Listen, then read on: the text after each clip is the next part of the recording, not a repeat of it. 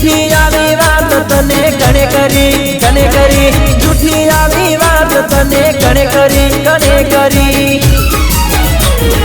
नथी करतो बीजी कोईने प्रेम कोरी नथी तारी जिंदगी में झर करी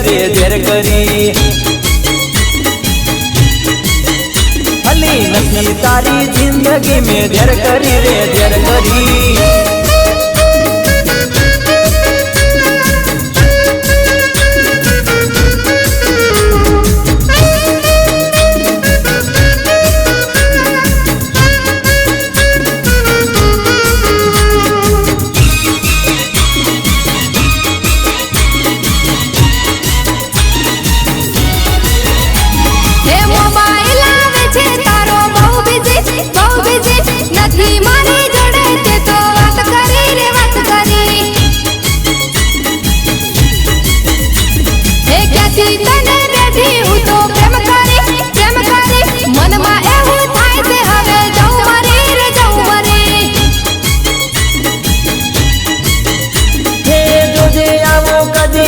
बोलती फरी तुझे आवो कदी ना बोलती फरी